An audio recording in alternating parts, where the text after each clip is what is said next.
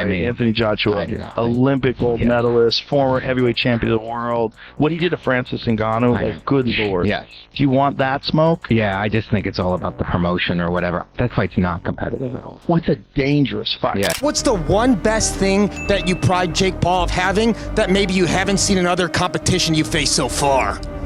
From a physical aspect, I couldn't even mention it at the minute. Anthony Joshua just sent Jake Paul a warning so insane, even Joe Rogan had to blink twice and check if this was real. And trust me, this isn't your average "I'm gonna knock you out" threat. This was the kind of warning that makes you question if Jake should fight or change his identity and move to another continent. So buckle up, because whatever AJ knows about Jake's strategy might have just ended the fight before it even began. Stay tuned. Olympic gold medalist, the champ, knocked out Vladimir Klitschko. I mean, he's a fucking monster. I mean, no one has ever had a better body than Anthony Joshua. Anthony Joshua is one of the best built heavyweight boxers of all time. And depending on punch power, you know what, it takes a lot more than that to be a great fighter. A lot more than that to be a great fighter. So there's various ways I'll win. But I got the fighter spirit, and that's how I'll go in there and break him down with my spirit. Anthony Joshua casually strolls onto the Joe Rogan podcast like a man who already knows the future, saw how the Jake Paul fight ends, and didn't like what he witnessed. Not angry, not emotional, more like someone who just read the side effects list on a medication and decided, yeah, Jake definitely shouldn't take this. If he steps in a ring with Anthony Joshua, or I can't remember who we were talking about at that point, he might have been talking about Alexander Usyk, for crying out loud. He wants Joshua. He wants Joshua. Mate, if he steps in with Anthony Joshua, and it's a proper fight and there's no restrictions or anything like that, he's going to get hurt. It is dangerous. It is bad for the sport. It should absolutely not happen. I know that the people will be saying, well, business, money, all these types of things. Come on, man. There's a cut-off point at some point, isn't there? If he steps in with Joshua, Joshua will hurt him badly. Because instead of hype, trash talk, or chest thumping, AJ drops what can only be described as a calm, nuclear-level warning about stepping into the ring with him. And Joe sits there like a man who was expecting good podcast vibes and suddenly found himself hosting the verbal equivalent of a natural disaster alert. I've won knockout of the year, so he has to be careful. And I do have the timing, the speed, and the tricks up my sleeve to be able to hit a shot on this guy that he doesn't see coming that can put him to sleep 1,000%. What he thinks about my brother fighting Anthony Joshua. Dude, it's real. It's real. There's got to be some rules in place for Anthony not to. Dude, I don't think there's rules. Come on. I swear to God. I keep telling people this, right? And this is where people, especially these MMA dudes, I keep saying, stop treating Jake like he's not a boxer. You could almost see the neurons in his brain processing. Did Anthony Joshua just reveal intel? Should Jake Paul hear this? Should the government hear this? Should NASA hear this? Joshua doesn't even blink. He just says it like he's reminding Jake to pick up his laundry. Except the laundry is his survival. He's going to get a load of money to knock Jake Paul's spark out. That's it, mate. I want to see him get chinned. I do. And if we're going to get paid a fortune for the pleasure, sign me up. That's it. That's it. I'm kind of past the days of trying to spin it to you. Better off saying to the why are you doing this? For the money and for the giggles. That's really what it is. But I said to him, this ain't magic, mate. This guy could take your head off. Suddenly, the entire internet goes into panic mode. Jake Paul fans are tweeting in all caps, boxing purists are sitting back polishing their "I told you so" banners, and UFC fans are just enjoying the chaos because this is the crossover drama they live for. Meanwhile, Jake Paul is somewhere pretending he didn't hear anything, probably trying to convince himself that warnings are actually compliments. The thing is, this wasn't the typical fighter threat. It wasn't the "I'll knock you out in the first round, bro" kind of thing. No, it was the kind of warning that sounds like it came from a man who has meditated on the consequences and concluded that Jake stepping in the ring with him is a life choice that should require notarized paperwork and a next of kin form. It wasn't aggressive, it was factual, like a scientist warning you not to microwave metal, and nothing is more terrifying than someone who warns you politely.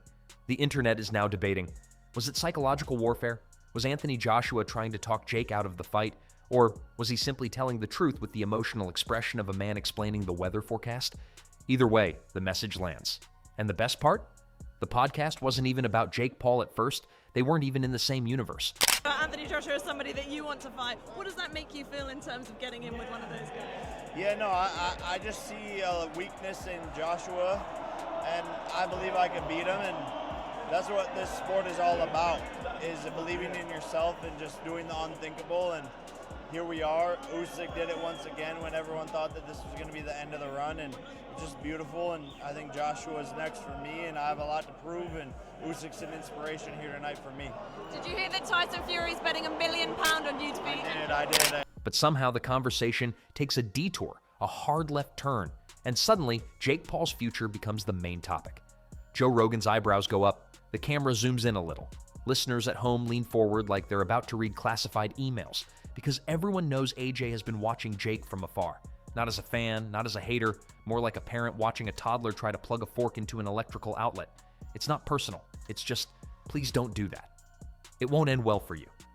Joshua makes one statement and all the tension shifts. It has the storyline energy of, boy tests the universe responds with consequences. Jake Paul, of course, has two modes when he hears this kind of thing. Mode 1, acting like he didn't hear it. Mode 2, pretending warnings fuel him. But somewhere deep inside his soul, probably right next to the part that convinced him he could beat professional boxers, there is a little voice going, maybe we should chill, like just once? Because here's the hilarious truth nobody wants to say out loud. Jake Paul's boxing career is basically fueled by his infinite self-confidence and a personal belief system that refuses to acknowledge reality. Most people look at opponents and evaluate risk. Jake just picks a name at random and says, yeah, I'll beat that guy. Who is he? I know my boundaries. I want to fight Anthony Joshua exclusive because I know that I will beat Anthony Joshua's I know he just got knocked out, right? Yeah, he doesn't have a chin and he has no skill and he's stiff. And I love you, Anthony. We're friends, all but I want to fight you. If you don't win this fight in 30 seconds, there's going to be two things thrown at him. One, you're no good. A lot of people are going to say, you can't fight Jake Paul. You're terrible. You're never any good. They'll forget he was two-time heavyweight champion in the world. He was the fellow that struggled with Jake Paul. And God forbid he gets beat. Imagine if he got beat or he gets dropped or the rest of his career count pretty much for nothing. So hearing a warning from someone who has shared a ring with Vladimir Klitschko, Andy Ruiz, and Alexander Usyk, that should cause a man to reconsider his skincare routine, let alone a fight. But Jake Paul does not reconsider. He hears danger and replies with enthusiasm. If someone handed him a map labeled "Do not enter a monster here," Jake would immediately schedule pay-per-view. And keep in mind, Paul has made a career out of triggering legends. He hates that he loves it. He loves that he hates it. But Anthony Joshua is not the type of guy who gets triggered. You could show up to AJ's house with a megaphone and a marching band yelling insults, and he'd just ask if you want anything to eat before security escorts you out. He's calm. He's collected. He's the definition of too mature for this. So when a calm person issues a warning, it hits harder than threats ever could. Then the memes start. Twitter becomes a circus. Someone photoshops Jake Paul on a milk carton. Someone else drops a viral clip with dramatic cinematic music. UFC fans who don't even like boxing are suddenly experts. SportsCenter hosts whisper like they're reporting live from an active crime scene. So if you notice at the start of the face-off, Jake is looking down at his chest. Yeah. Jake had said to me that he was going to motorboat him. He was going to do this to his chest. And I said, Jake, I'm not sure that makes a lot of sense, man. Like, this is a pretty intense situation, but up to you. You obviously make your own call. So I think in that moment, he was actually like considering doing that. And then upon reflection, probably thought, okay, let me just look up versus doing this. That I think is what happened with Jake there. From my perspective, I was just looking at the size difference. I mean, it was pretty dramatic, right? Meanwhile, Jake's fan base is trying to convince everyone that AJ is just scared. That's right. The narrative being pushed by diehard Paul fans is that Anthony Joshua warning Jake is a sign of fear, which is hilarious because anyone who has watched Anthony Joshua fight knows the last thing on earth he's afraid of is a YouTuber with a haircut that looks like it changes depending on the moon cycle. And if you think Jake didn't notice the warning, think again. He definitely saw the clip, probably watched it 15 times, maybe even slowed it down to analyze AJ's facial expression frame by frame. Jake's confidence may be unlimited, but his ego has an anxiety bar you could see from space. This is where things get really interesting. Jake Paul now has two choices: pretend nothing happened or double down and pretend the warning made him stronger. And predictably, he chooses choice 2. Jake doubles down harder than a poker addict with no retirement plan. He immediately hops online, defiantly announces training footage, and intensifies the power of his "no one believes in me but myself" campaign. Which is technically true, because even his hairline looks like it's trying to distance itself from the event. But let's talk about the real reason this warning shook the world. Anthony Joshua is not a trash talker. He doesn't call names, he doesn't do theatrics. He doesn't perform masculinity for social media. I've seen clips of Jake Paul saying he's slow, he's got a bad chin. Like, what are you talking about? Or if they believe it, well, fair play to them. I'd like to be as delusional as that. What do you say to the people who say Anthony is ruining his legacy just by taking this fight? Forget how it goes, just by being involved in this fight. I don't think he can win, in truth. Because fans, again, everyone's entitled to their opinion, but fans don't respect what he's done in the sport already. He's an Olympic gold medalist, 2-time unified heavyweight champion of the world, and I don't think he's ever really got the credit for it. And when he talks like a librarian who knows where every book is, calm, organized, and confident. So when someone like that says Jake Paul is walking into something he cannot fully understand, everyone feels it. It's not personal, it's physics. Anthony Joshua has lived through boxing in 4K resolution, heavyweights punching him in the skull with the force of small sedans. He has felt the human body at its maximum combat output, and Jake Paul has built his record-fighting opponents who would rather get paid than get broken. Those are not the same experiences. That doesn't mean Jake has no power. He can hit. But AJ's comment indirectly highlights something fans can't unsee. Jake has never shared the ring with someone who has seen the darkest depths of heavyweight violence and come back for dinner afterward. That level changes you. So when Joshua says what he says, what he really means is something like, Jake doesn't understand what he's asking for yet.